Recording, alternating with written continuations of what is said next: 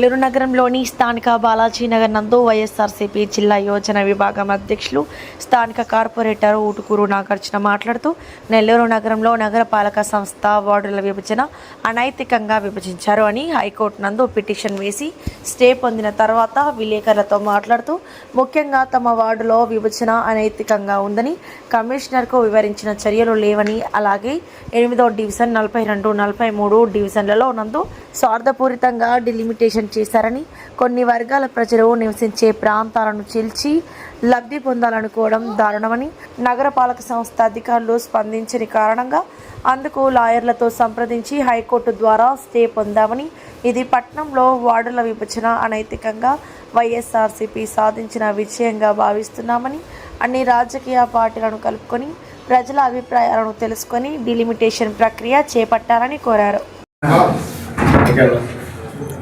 అందరికీ నమస్కారం. ఈరోజు నెల్లూరు నగర కార్పొరేషన్ సంబంధించి డీలిమిటేషన్ ప్రక్రియ జరిగిన తీర్పు నిరసనగా ఈరోజు హైకోర్టు ఆఫ్ ఆంధ్రప్రదేశ్ ఇచ్చినటువంటి స్టే ఏదైతే ఉందో అది ఒక కీలక పరిణామం అని చెప్పి నేను మీడియా సమావేశాన్ని ఏర్పాటు చేయడం జరిగింది. ఈరోజు ప్రజాస్వామ్యంలో ఎన్నికలు అనేవి ఎంత ముఖ్యమో అవి జరిగే విధానం కూడా అంతే పారదర్శకంగా, అంతే న్యాయబద్ధంగాను అన్ని వర్గాల ప్రజలకు సమాన న్యాయం కలిగే విధంగా ఉండాలనేదే మా ఆలోచన. కానీ నెల్లూరు నగర కార్పొరేషన్ సంబంధించినటువంటి వార్డుల పునర్విభజన జరిగిన తీరు చూసుకుంటే ఎక్కడ కూడా ప్రజల యొక్క అభిప్రాయాలు తీసుకోవడం కానీ, ఎక్కడ కూడా స్థానిక సమస్యలను పరిగణనలోకి తీసుకోవడం కానీ, ఎక్కడ కూడా రిజర్వేషన్ సంబంధించిన అంశాలను కూడా పరిగణనలోకి తీసుకోకుండా కనీసం జనాభా సమతుల్యతను కూడా పాటించకుండా పునర్విభజన చేశారనే ఆలోచనతోనే ఈరోజు మేము ఒక హైకోర్టుని ఈరోజు ఆశ్రయించడం జరిగింది. గత నెల ఏదైతే ఈ యొక్క డీలిమిటేషన్ సంబంధించినటువంటి గెజిట్ని ఒక నోటిఫికేషన్ని నెల్లూరు నగర కార్పొరేషన్ విడుదల చేశారో దాని మీద ఒక డివిజన్ కార్పొరేటర్గా వైఎస్ఆర్ కాంగ్రెస్ పార్టీ కార్పొరేటర్గా నేను నా డివిజన్ సంబంధించినటువంటి కొన్ని అభ్యంతరాలను అన్నింటినీ తీసుకొని స్థానిక వైఎస్ఆర్ కాంగ్రెస్ పార్టీ నాయకులందరితో కలిసి కమిషనర్ నందన్ గారిని కలిసి మా యొక్క అభ్యంతరాలను మేము తెలియజేయడం జరిగింది. మీరు ఏ విధంగా ఈ యొక్క పునర్విభజన చేశారు సార్, కనీసం ఎవరిదైనా మాట్లాడారా, ఎక్కడైనా స్థానిక సమస్యలని పరిగణలోకి తీసుకున్నారని అడిగితే మేము 2011 సెన్సస్ ప్రకారం చేశామని చెప్పి ఆయన క్లియర్గా చెప్పాడు. అప్పుడు నేను ఆయన్ని మీ సమక్షంలో అడగడం జరిగింది. 2011 సెన్సస్ ప్రకారం జరిగితే కేవలం టార్గెటెడ్గా కొన్ని వార్డులు మాత్రమే, ఎక్కడైతే క్రిస్టియన్స్, మైనారిటీలు, ఎస్సీ ఎస్టీలు, బడుగు బలిహీన వర్గాలు ఉన్నటువంటి ఏరియాల ప్రాంతాలు మాత్రమే ఎందుకు టార్గెట్ చేశారు, మిగిలిన ప్రాంతాలను ఆ విధంగా ఎందుకు విధంగా చేశారు సార్? మరి ముఖ్యంగా నా డివిజన్ సంబంధించినటువంటి ఏదైతే ఉందో దానికి సంబంధించి మీరు శ్మశాన వాటికి కావచ్చు, నా డివిజన్లో ఉన్నటువంటి బౌండరీలు కావచ్చు, అనేక రకాలుగా విభజించాల్సిన కారణాలు ఏందని అడిగితే ఆయన సరైన సమాధానం చెప్పకపోగా మీరు ఇచ్చినటువంటి అభ్యంతరాలు మేము స్వీకరిస్తాం, దీనికి మేము జవాబు ఇస్తామని చెప్పి నాకు అలా చెప్పడం జరిగింది. నేను దాదాపు ఆ రిప్రజెంటేషన్ ఇచ్చే రోజు దాదాపు 3 వారాల పైన అవుతున్నప్పటికీ కూడా నాకు ఈ రోజు దాకా కూడా ఒక స్థానిక కార్పొరేటర్ అయినటువంటి నాకే ఈ రోజు దాకా కూడా దాని మీద సమాధానం కానీ దాని మీద జవాబు చెప్పే పరిస్థితి లేకపోయింది అంటేనే అర్థం చేసుకోవచ్చు అధికార పార్టీ నాయకుల కన్సర్న్లలో ఏ విధంగా అధికారులు పనిచేస్తున్నారు అనే దానికి ఒక నిదర్శనం తెలియజేస్తా ఉన్నా. అందుకనే అధికార పార్టీ నాయకులకు కొమ్ము కాసే ఈ అధికారుల మీద నమ్మకం లేకే ఈ నెల 15వ తారీఖున నేను హైకోర్టుని ఆశ్రయించడం జరిగింది. నాకున్న అభ్యంతరాలను, మరి ముఖ్యంగా మిగిలిన డివిజన్లో ఉన్నటువంటి అభ్యంతరాలన్నింటినీ కూడా పరిగణలోకి తీసుకొని హైకోర్టు మేము చట్టపరంగా మేము ఆశ్రయించడం జరిగింది. మేము వివరించిన ప్రతిదీ కూడా కోర్టు పరిగణలోకి తీసుకొని ఈ యొక్క అస్తవ్యస్త విభజన ఏదైతే జరిగిందో ఇవన్నీ సరిచేసేదాకా మీరు ఇచ్చినటువంటి డీలిమిటేషన్ ఏదైతే ఉందో దాన్ని ప్రస్తుతానికి ఆపమని చెప్పి హైకోర్టు స్టే ఇవ్వడం అనేది మా వైఎస్ఆర్ కాంగ్రెస్ పార్టీ విజయంగా నేను మీడియా ముందు ప్రవేశపెడతా ఉన్నా.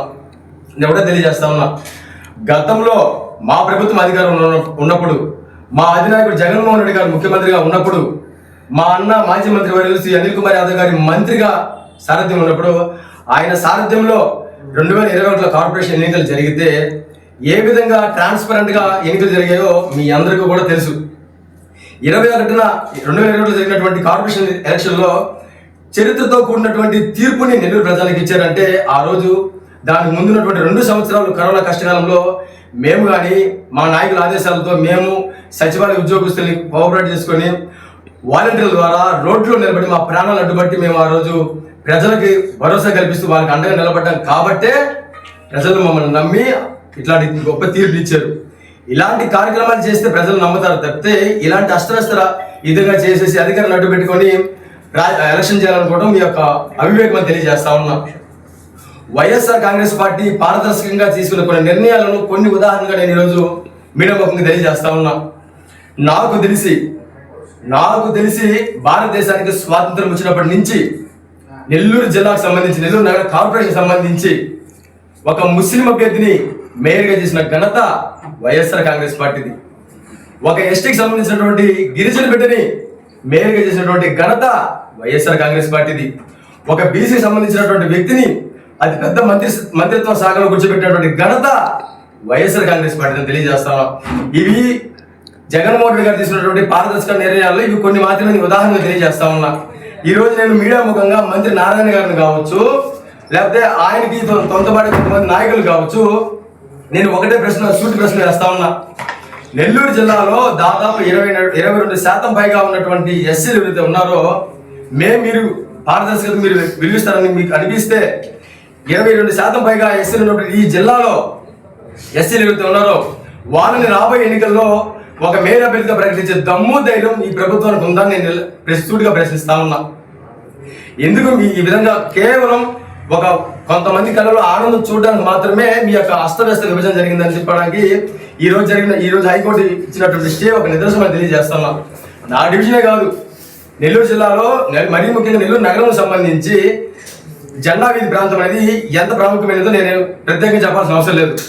సిటీకి సంబంధించిన ఒక ఎమ్మెల్యే గెలవాలంటే ఆ గెలుపులో వాళ్ళ భాగస్వామ్యం ఎంత ఎక్కువగా ఉంటుందో నేను ప్రత్యేకంగా చెప్పగలరా. జెండా వీధి కావచ్చు, ఆ జెండా వీధి చుట్టుపక్కల ఉన్నటువంటి ప్రాంతాలన్నీ కూడా అట్లాంటి జెండా వీధిని కూడా 4 ముక్కలుగా చేసి దశాబ్దాల కాలంగా ఉన్నటువంటి 4 మసీదులను కూడా మీ ఇష్టానుసారం కొంతమంది కళలో ఆనందం చూడడానికి మీ ఇష్టానుసారం విభజిస్తే అక్కడ ఉన్నటువంటి తెలుగుదేశం పార్టీకి సంబంధించిన కొంతమంది ముస్లిం సోదరులు కూడా వాళ్ళ ఆవేదనతో వాళ్ళ ఎమోషన్స్తో ఆడుకోవద్దని, వాళ్ళ ఐక్యత దెబ్బతీయకూడదని వాళ్ళ కమిషన్ అందరం గారు కలిసి సాక్షాత్ కార్పొరేషన్ ఇద్దరు కూడా వాళ్ళ ఆవేదన వ్యక్తం చేయడం జరిగింది.